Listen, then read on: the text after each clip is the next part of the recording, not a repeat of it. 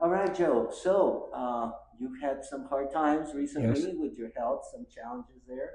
Tell us what was it like? What happened? Well, what happened in my life, what it was like, is I grew up in a great family. And I grew up in the valley, Imperial Valley. And I was fairly normal as a child. Uh, I decided to become a minister and go to seminary in Knoxville, Tennessee. And I had a wonderful experience in college, but I began to feel empty inside. And I got married probably too soon and had some difficulties in our marriage, my first marriage. But I was going along and I was ministering in several churches, and then all of a sudden, I was introduced to Valium, and it was great. It was one of the best things I ever took in my life, and I felt good about it. And then I was introduced. I really had never had that much alcohol in my life. I was introduced to alcohol, and that was even more wonderful.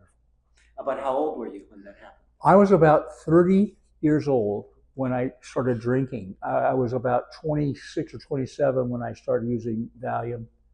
And what was it? Why was it introduced to you? The Valium came in because I had a very stiff or sore back. Okay. And the doctor at the time recommended Valium for muscle relaxants. Back then, they would recommend Valium for a lot of things. That's exactly right. And I had that, but the alcohol became even more important than the Valium. But then I developed a neck issue and had to have neck surgery in 1985. And then I was introduced to codeine. Oh. So now I was becoming a mega polypharmacy guy. I had codeine, Valium, and alcohol. And I was getting sicker. And in my particular church denomination, drinking was frowned upon, number one. So I was a closet drinker. And of course, I didn't want to tell anybody anything about what was happening to me. But my marriage began to fall apart. And so that was my first introduction to psychology. I went to a psychologist in La Jolla for 5 years. It was a great experience. The problem was, and this is the problem I think all of us have, I wasn't always telling the truth to the psychologist. Mm-hmm. So it would have been difficult for him to pick up on a lot of things. But finally, he did toward the end of my drinking career. And in 1987, I entered a treatment facility at Sharp Cabrillo in San Diego for alcohol and drug rehab. And that was a 28-day program that introduced me to a 12-step program. And from there, they thought I was really too sick to go back to El Centro. So I went to Copac in Bandon, Mississippi, which was a 4-month program of additional rehab and stability. And I stayed there for 4 months. Now, let me ask you, because this happens to a lot of people. Before you went to the psychologist, with whom now, in retrospect, you said I wasn't being completely honest for Right. 5 years, you were already having problems. Right. How long did it take you from?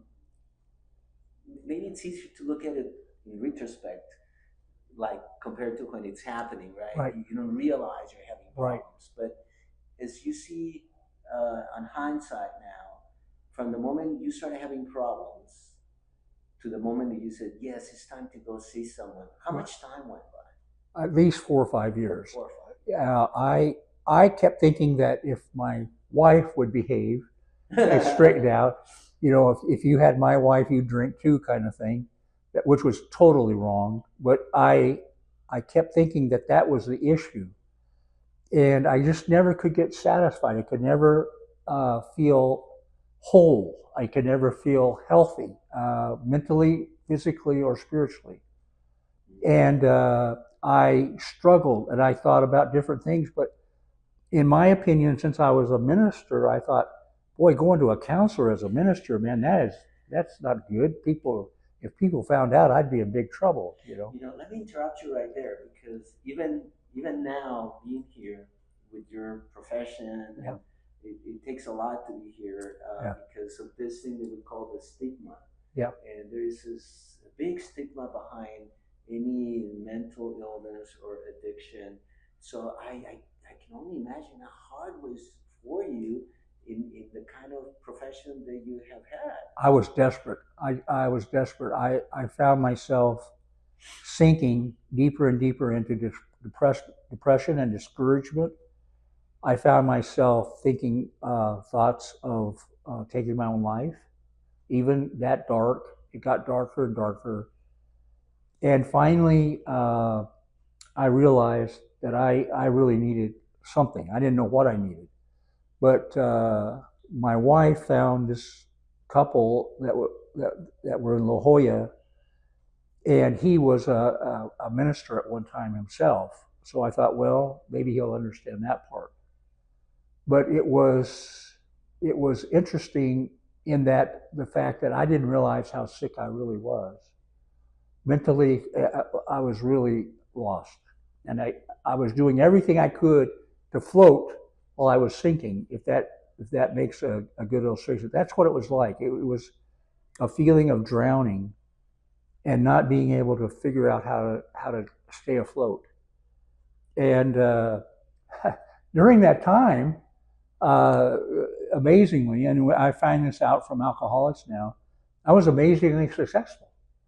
The church kept growing, the church kept getting bigger, we kept adding staff, and things kept getting better, and I kept getting worse. And You were performing and you were yeah, delivering what was expected of you, that's right. but internally. So you mentioned three words which I like to expand a little Okay. bit on, which is very interesting because many times people think of these psychiatric or mental issues as exclusively mental. Yes. But you said I was not doing well physically, Right. not doing well mentally, and not doing well spiritually. Right. My spiritual being was lost. I couldn't find myself. I physically I was gaining weight. And then I was losing weight. I couldn't sleep. I was shaking. My hands were literally shaking all the time. And of course, that has a lot to do with the alcohol and other stuff. But the thing is that when your spirituality goes, whatever your spirituality is, and all of us have that, when that starts to go away, you start to fade away. And as I began to fade away, that's what it was like. It was like fading away. And I was getting lost in the crowd. We'd have 700 people at church, and I felt like I was the only one there. Wow. And the loneliness And was you were incredible. their leader. I was the boss. Wow. And How sometimes on that's Sunday, lonely. yeah, that's lonely. And sometimes on Sunday, I wouldn't want to get up. And my wife would remind me, well, you're the pastor. You got to go. Come on, Joe. They're waiting for you. Yeah, that's right. Yeah. Oh, that's amazing. Yeah.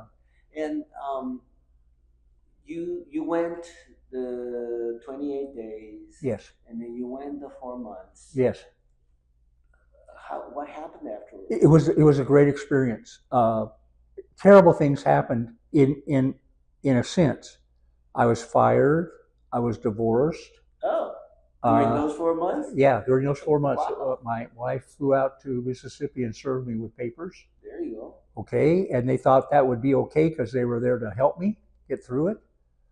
Sure. Well, what better place? yeah, the psychiatrists and psychologists at COPAC were able to help me. And so I lost that. I lost most of my income, money, and possessions. And so I was given a gift by a person at COPAC who said, "Boy, you are a lucky man. You have nothing." How do you process Yeah, that? I was terrified.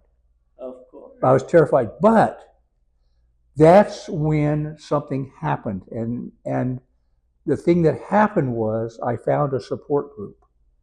There you go. Okay, and the support group, what it was like was darkness and horrible world, and then I found this support group, and this support group literally saved my life. I mean, they all had things that were going on, things that were going on in their lives that were similar to mine. When they would tell their stories, they were telling my story. And each of them had a spiritual, physical, and mental problem. And one of the things that So you get this sense of belonging. belonging, You said, you know what, this is the right place for me right now. right? And I had an old alcoholic with about 30 years of sobriety become my what's called a sponsor. And he could care less that I was a preacher. He could care less that I went to church. It was a blow to my ego. Matter of fact, what ego? You know, I had a great ego, I thought, and they just tore it apart. And he said, you know what you have to do, Joe, and what we have to do is we have to start from the beginning. Is that what in the vocabulary of Alcoholics Anonymous Yes. they call it hitting bottom? Hitting bottom. Yeah, I was at my bottom. Let's hold it right there because Okay. we're going to have more episodes coming on Conversations with Joe. Don't miss our next episode.